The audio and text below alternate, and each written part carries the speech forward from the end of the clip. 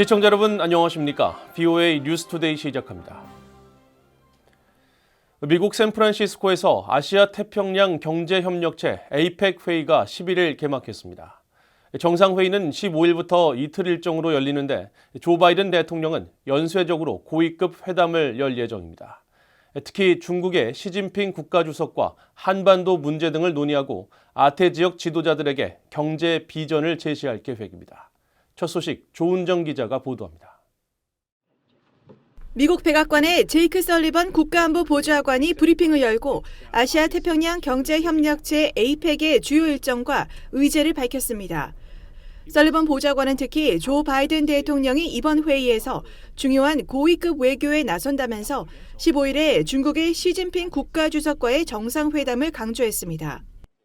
We anticipate that the leaders will discuss some of the most fundamental elements of the US-PRC bilateral relationship, including the continued importance of strengthening open lines of communication and managing competition responsibly so that it does not veer into conflict. 설리번 보좌관은 그러면서 강력한 외교를 통해 이해관계가 일치하는 분야에서 미국은 중국과 협력할 것이라고 설명했습니다. 이와 관련해 미국 정부 고위 당국자가 지난 10일 언론 브리핑을 통해 중국과 이해관계가 일치하는 분야 가운데 하나로 북한 문제를 지적하고 이번 정상회담에서 주요 의제로 다뤄질 것이라고 밝혔습니다. 특히 최근 급속도로 발전하는 북한과 러시아 관계, 직접적인 군사장비 제공, 계속되는 북한의 도발을 우려하며 지켜보고 있다면서 북한의 실질적인 후원자 역할을 계속하고 있는 중국에 이런 지속적인 우려를 강조할 것이라고 말했습니다. 설리번 보좌관은 이어 바이든 대통령이 APEC 경제 지도자 주간을 계기로 중국 외에도 다른 아시아 태평양 국가 지도자들과 만나 경제 비전을 제시할 것이라고 밝혔습니다. While in San Francisco, you'll see President Biden put forward his economic vision for the region. He will speak about how the United States is the preeminent driver of inclusive, sustainable economic growth in the Asia-Pacific, and how the Asia-Pacific is critical to growth here. 한편 미국 국무부의 매튜 머리 APEC 선임 담당관은 이날 전화 브리핑에서 바이든 대통령이 주재하는 APEC 경제 지도자 회의는 내년도 영내 협력을 위한 전략적 비전을 수립할 것이라고 설명했습니다. 또 우크라이나 전쟁과 이스라엘 하마스 전쟁에 대한 회원국들 간 이견으로 공동성명 채택이 가능할지에 대한 질문에는 성명 발표를 위해 노력하고 있다면서 미국의 APEC 회의 개최는 아태 지역에 대한 미국의 공약을 보여준다고 강조했습니다. Importantly, APEC Economic Leaders Week is just the most recent example of our engagement with the region. Even in the face of unprecedented challenges around the globe, our commitment to this agenda and our partners in the Asia-Pacific region has never been clearer. APEC 경제 지도자 주간은 11일 21개 회원국 고위 관료들이 참석하는 최종 고위 관리 회의가 열리면서 시작됐습니다. 12일과 13일에는 제닛 옐런 미국 재무장관 주재로 재무장관 회의가 열렸고 14일과 15일에는 토니 블링컨 국무장관과 캐서린 타이 미국 무역대표부 대표 주재로 APEC 강요회의가 16일부터 17일까지는 정상회의가 개최됩니다. 또 14일에서 16일은 각국의 기업 총수들이 참석하는 최고경영자 CEO 서밋이 열리며 특히 한국 윤석열 대통령이 기조연설을 할 예정입니다. VOA 뉴스 조은정입니다. 호주의 팻 콘로이 국방산업부 장관이 한국 방문 계획을 알리면서 호주가 유엔군 사령부에 지속적으로 기여할 것이라고 밝혔습니다. 호주의 콘로이 장관은 13일 보도자료를 통해 유엔군 사령부 회원국 국방장관 회의에 참석하기 위해 이번 주 한국을 방문한다고 밝히고 호주는 규칙에 기반한 국제질서를 지지하는 단호한 입장을 견지하고 있으며 정전협정을 유지하는 유엔군 사령부에 지속적으로 기여하고 있다고 강조했습니다. 이어 유엔사 국방장관 회의에서 참가국들은 한반도의 안보와 안정에 대해 논의하고 한국전쟁 정전협정 체결 70주년을 기념할 예정이라고 말했습니다. 이번에 처음 개최되는 한국과 유엔사 국방장관들의 회의는 미국과 영국, 캐나다, 호주 등 한국전쟁 당시 전투병력을 파병한 14개 나라와 의료 지원단을 보낸 노르웨이, 덴마크, 이탈리아도 참여합니다.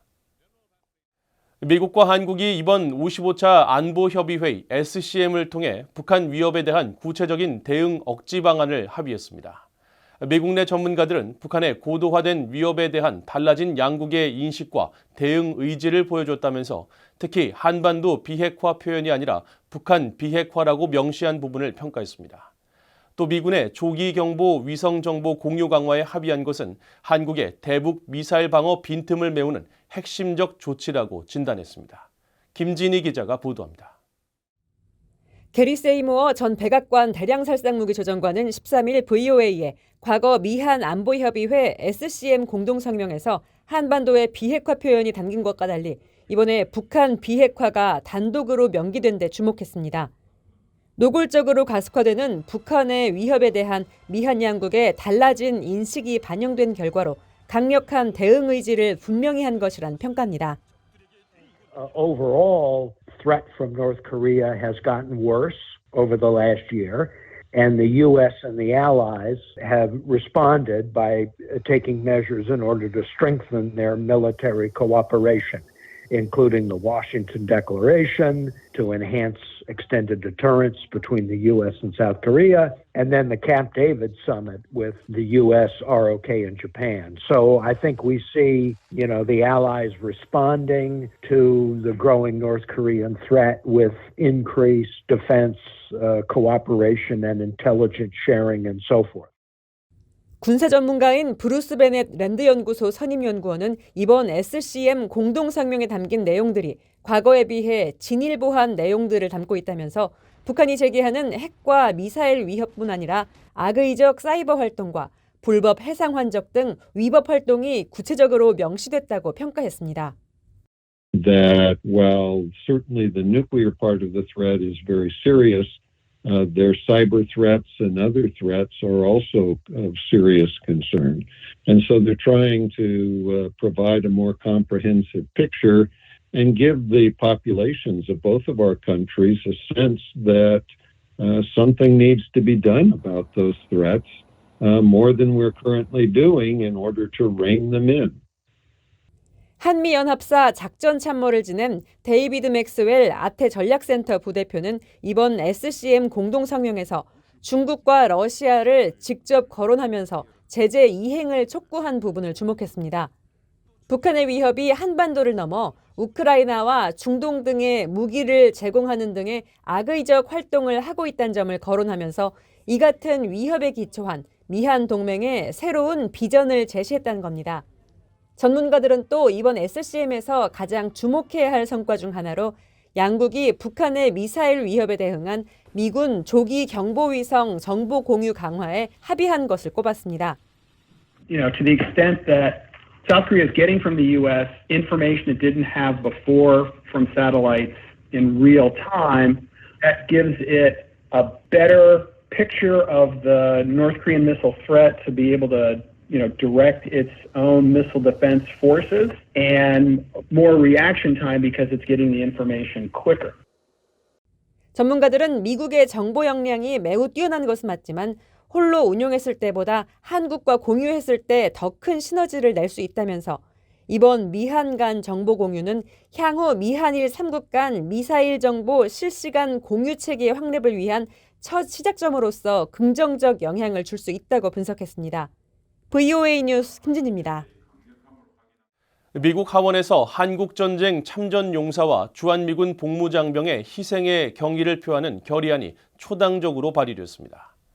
민주당의 로이스 프랭클 하원 의원이 지난 9일 재향 군인의 날에 앞서 대표 발의한 법안으로 하원 코리아 코커스 공동의장인 민주당의 제리 코널리 의원과 군사위 준비태세 담당 소위원장인 공화당의 마이클 월츠 의원 등 9명의 의원이 초당적으로 참여했습니다.